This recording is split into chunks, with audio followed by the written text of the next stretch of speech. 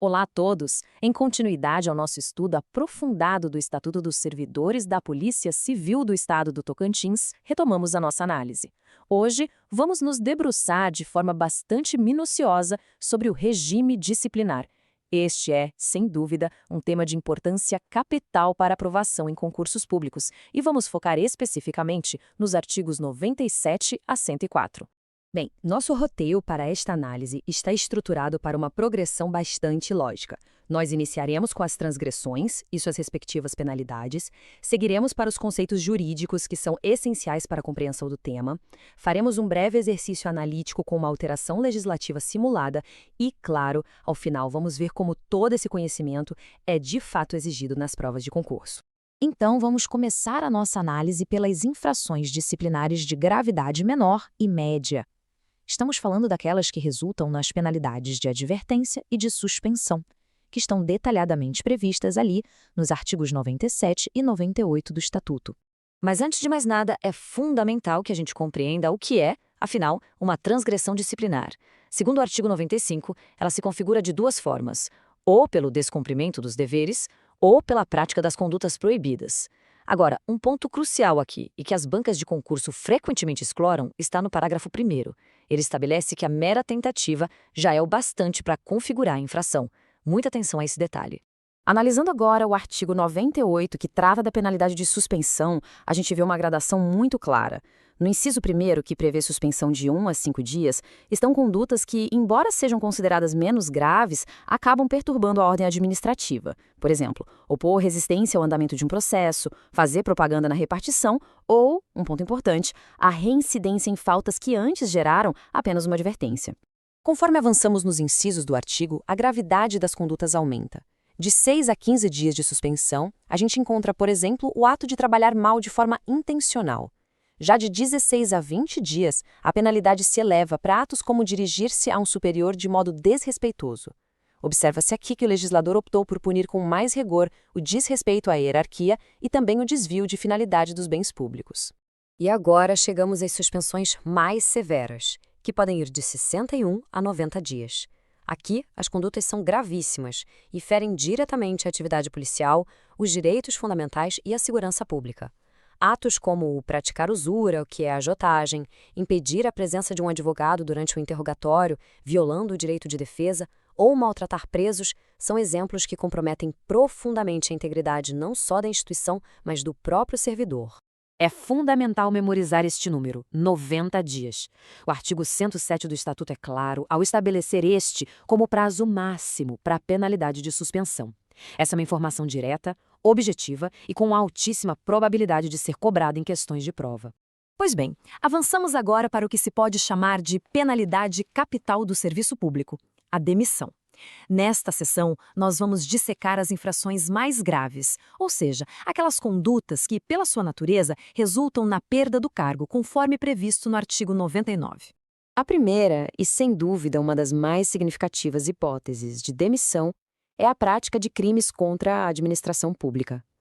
Atos como corrupção, peculato, prevaricação são absolutamente incompatíveis com a função policial. Eles levam diretamente à perda do cargo. É uma ligação direta e muito severa entre a esfera penal e a administrativa.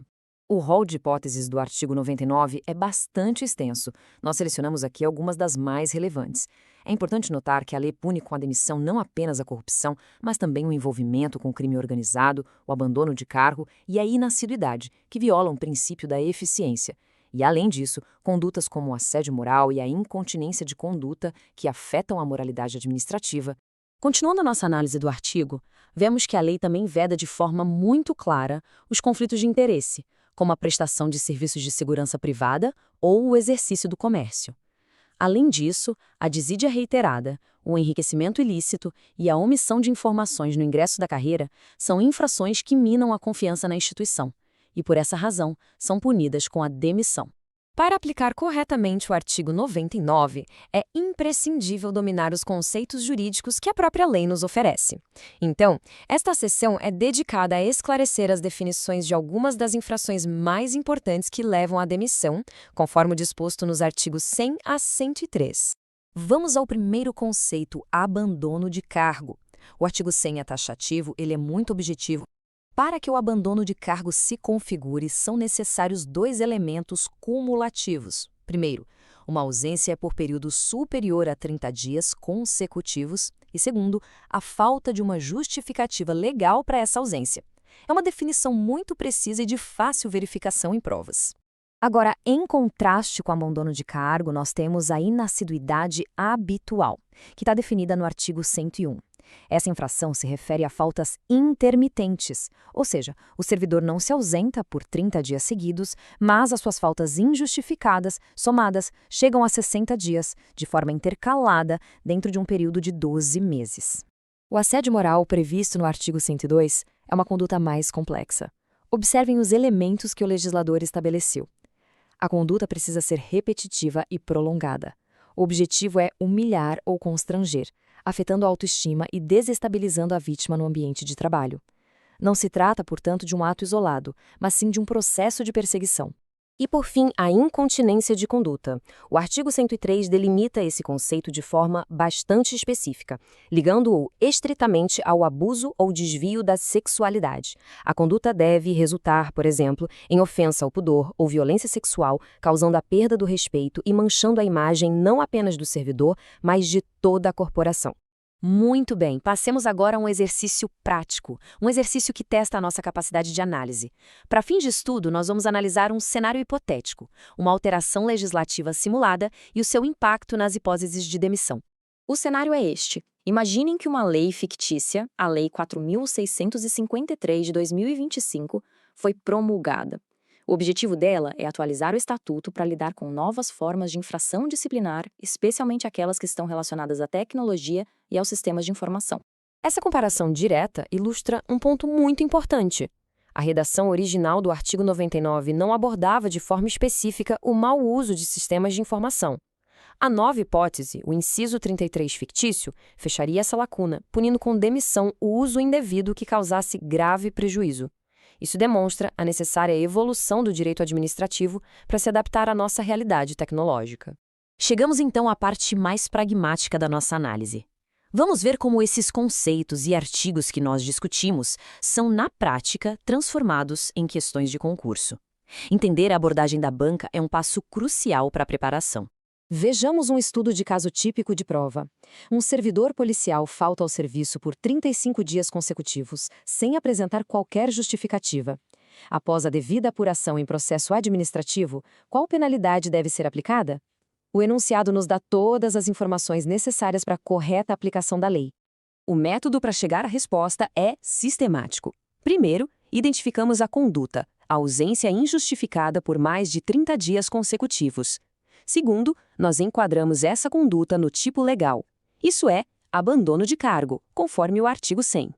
Terceiro, verificamos a sanção correspondente no artigo 99, que é a demissão. Portanto, a alternativa correta é, sem dúvida, a letra C. E para consolidar o conhecimento, esse quadro sinóptico é uma ferramenta de estudo valiosíssima. Ele resume a correlação direta entre algumas infrações importantes e suas respectivas penalidades e fundamentos legais. É exatamente essa relação que as questões objetivas costumam explorar. E para concluirmos, deixo uma reflexão que vai além do texto seco da lei. Com base no artigo 87 do Estatuto, que trata da tríplice responsabilidade, fica a pergunta: além da sanção administrativa, quais outras esferas, a civil e a penal, podem ser acionadas contra o servidor? A independência entre essas instâncias é um princípio fundamental que certamente merece ser aprofundado nos seus estudos.